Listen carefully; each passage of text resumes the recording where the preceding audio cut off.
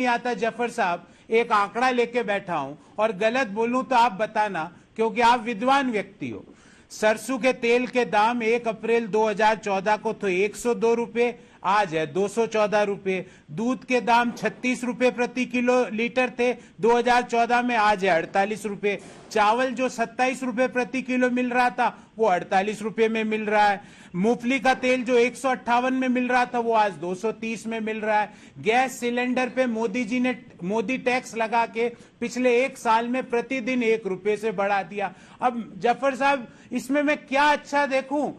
रोटी नहीं, महंगाई चरम पर, रोजगार बेरोजगारी चरम पर, आप कह रहे हो सब बम बम। और मुझे आश्चर्य आया, मैं जो आज पहली बार इकोनॉमिक सर्वे में मुझे एक आंकड़ा मिला, मैं एक मिनट जफर साहब, इकोनॉमिक सर्वे में मुझे एक आंकड़ा मिला और मुझे बड़ा आश्चर्य आया, और आपने भी वही बात कही।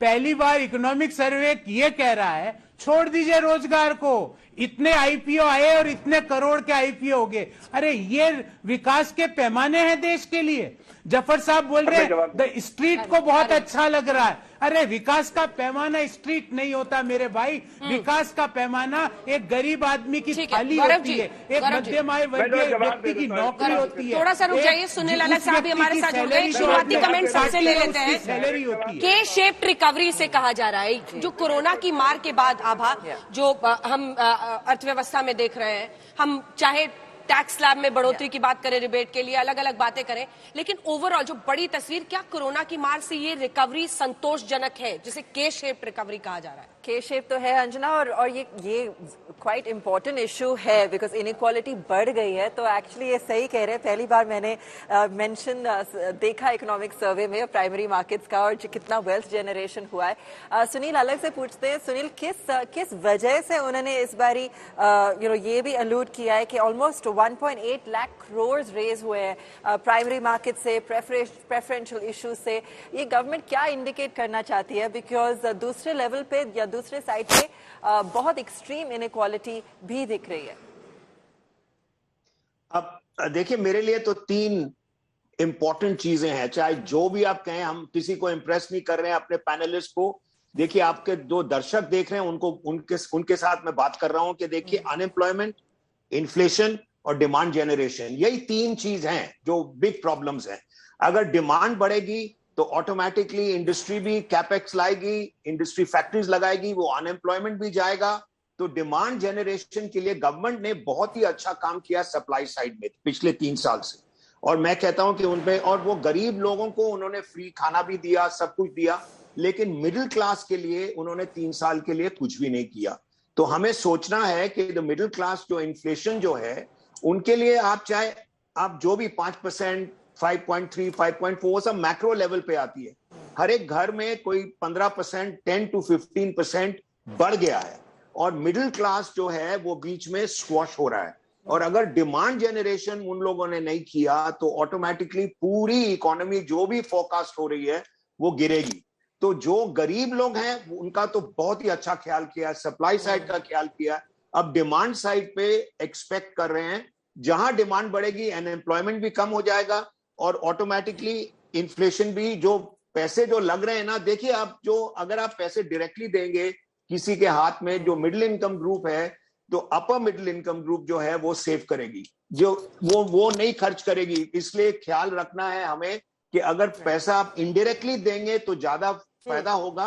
You must have incentive to spend. अगर आप इंसेंटिव टू स्पेंड मतलब कि जो भी, समझो आप फ्लाइट ले रहे हैं, मैं कंपनी के बारे में नहीं कर रहा हूं, अगर आप इंडिविजुअल कोई कहीं जाएगा तो वो इनकम टैक्स रिलीफ मिलेगा उसको, प्लेन लेगा तो वो कॉस्ट रिलीफ देगा। तो automatically demand will be generated on tourism, demand will be generated on flights. Therefore there is a overall picture which we have to see, and that I would say are the 3 main things. ये एक second में tax पर भी बात करूंगी, लेकिन सैयद जफर इस्लाम से जल्दी से एक जवाब ले लेते हैं गौरव जी का।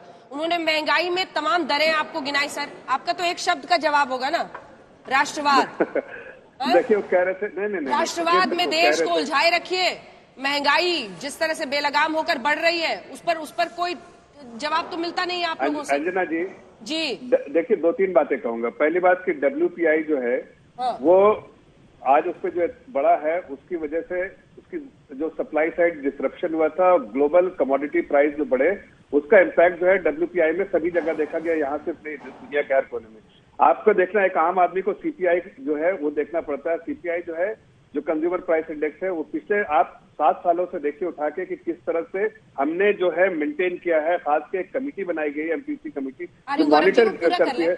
एक मिनट, वो पूरा कर ले, हम आपको पूरी कर ले। उसके बाद वो देखती है कि 4% प्लस -2% 3-4 बार ब्रीच किया है उसको 6% को, नहीं तो बराबर एवरेज देखिए तो साल का 5 के आज से भी नीचे जो पूरे 7 साल का एवरेज निकाल के देखिए। और इन्फ्लेशन जो है थोड़ा सा आज के दिन में अपवर्ड प्रेशर था, लेकिन आगे आने वाले दिनों में उसमें भी जो है, जो फोरकास्ट है RBI का या बाकी लोगों का, वो बिल्कुल यही है कि इन्फ्लेशन जो है कंट्रोल में रहेगा। दूसरी बात ये कह रहे थे गैस सिलेंडर का, भैया 2014 में क्या था और आज क्या था, तो 2004 का भी बता दो कि 2004 में, दुनिया को बता दो कि 2004 में क्या था। डॉलर की बात कर रहे हैं तो डॉलर का भी बता दो कि भाई जो हमारी सरकार थी उस वक्त डॉलर का जो प्राइस क्या था, रुपये टू डॉलर। आपके समय में, नेहरू के समय में $1 का $1 होता था, और अभी जो है आपके समय, सोनिया जी के समय में $1 का जो है 70 रुपया से 68 रुपया हो गया था, ये भी बता दिया करो। दूसरी बात मैं कह रहा हूँ, देखिए इन्फ्लेशन टाइम के हिसाब से बढ़ता है और वो पूरे दुनिया में बढ़ता है या नहीं, आप उसको कंट्रोल करके रखते हैं कि आम आदमी के पेट पे कोई नहीं। दूसरी बात मैं एक और बात कहना चाहता हूँ कि देखिए, हमने इकोनॉमी को रिकवरी हुई कि उसके मापदंड जो है, आप देखिए क्रेडिट ग्रोथ दिख रहा है, आप 7% एक्सपेक्टेशन था, 9% क्रेडिट ग्रोथ है।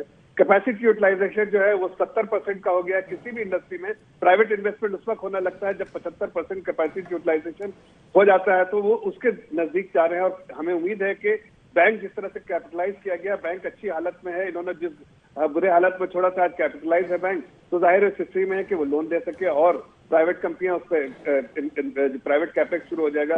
गवर्नमेंट जो है सबसे बड़ा कैपेक्स पिछले साल अनाउंस किया था 5 लाख करोड़ से ज्यादा, इस बार भी उम्मीद करते हैं कि गवर्नमेंट इस तरह सपोर्ट करिए।